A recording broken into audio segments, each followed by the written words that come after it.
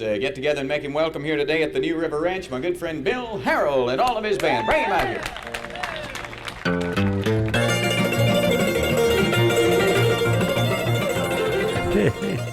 But some of those years, those early 50s, we're coming off of the war, and everybody had a little bit of money, and the big secret again with Sunset Park and New River Ranch, a couple of the most notorious for their crowds and the acts they brought in. Well, at New River Ranch, you would always find a nationally known act, generally on Sunday. Ernest Tubb would be there, or Reno and Smiley, the Louvin Brothers, I can remember being there, Bill Monroe, Kitty Wells, George Jones, Johnny Cash was there. At my door the leaves are falling.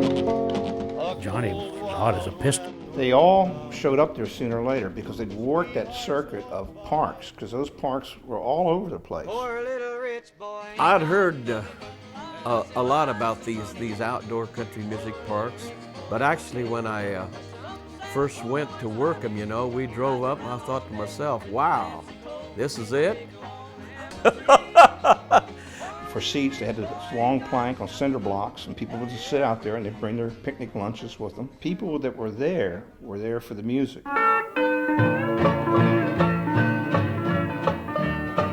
We just did shows. We'd write songs, sing songs, do shows. That's what we did, I'd rather be in some dark hollow where the sun don't never shine. Well, Sunset Park was a lot different. Larry Waltman's father had built that place in the 40s. And it still had the same kind of plank and cinder block seats, but it was just a nicer setting to it. They didn't allow any kind of alcohol or anything like that at the park. This is where the entertainers would pull their buses in here, and then we had a ramp up here where they could take their sound equipment up on the stage, and the stage entrance would be back here. And you've seen a lot of the pictures from Sunset Park. Well, this is where they would set to take their pictures, because there would be a sign there to visit Uncle Roy's beautiful Sunset Park. Well, that's where the pictures was taken. That was souvenirs and candy and ice cream. Ice cream was in this stand, and sodas and cotton candy and all that kind of stuff was in these stands. And this is the porch where they would set an autograph. WWVA, AM and FM in Wheeling. So, send us WWVA came from Wheeling, West Virginia, and they were playing old-time country music. And it's the first I've been ever exposed to it, and I loved it. I was about 19. I took a trip up to New River Ranch, found it. I had worked for a place called High Fidelity House. It was my first job out of high school in '58. I got the idea, well, why don't I bring my own tape recorder and try and save some of this? Well, I always ask permission, and the stars would always say, sure, no problem. I remember Leon coming up to film us, and every time you turn around, Leon would be there, because he would tape you and take pictures, and he was like one of the family to us. I saved up and bought an Ampex 960, which was, at that time, the best recorder you could buy. And I bought a $100 Electro Voice 654 microphone. These stars were used to working one mic. They would hold it up, the instrument right up to the microphone and play that instrument. And so that was to my advantage, because I had my microphone right back of the house mic. The music was a lot wilder, a lot looser, and a lot rougher around the edges. So whether you're hearing Johnny Cash or the Stanley Brothers or the Louvin Brothers, there's just a fun and a looseness and an excitement to this live music. But when you see some of the photos that Leon took from these things, you can see it again in the faces of the artists and the audience.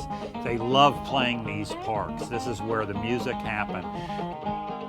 You just pull up in the back of the stage and park your car and get out. Of course, people milling all around. But I'll tell you one thing about them, that you could always count on a good meal. We were treated as family. I mean, we were just family that hadn't visited in a while. And there was no isolation of the artists, so somebody like Farrah Young or Phone Husky or Johnny Cash or George Jones, they mixed freely with the audience, and there was none of this arrogance or elitism. Who came there with their kids and their wives, and would bring a picnic lunch or whatever they did. They were out to have a good time. But in those days, when you went to a park, like Sunset Park, New River Ranch, you were there all day long. Everybody came to you and talked to you. You could talk about anything with them. You was them all day. You'd just get up there and every now and then and entertain them. The Rockabye Boogie. Here we go, Donna.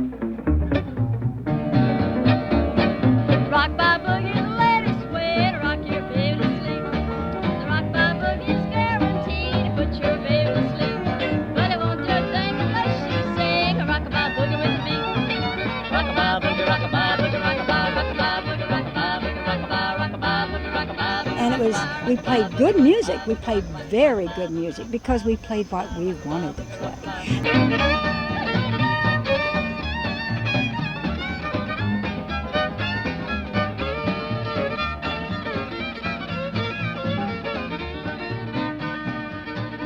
And the Stonemans was such a visual act. Steal any man's show. I'd dare anybody to follow Scotty Stoneman.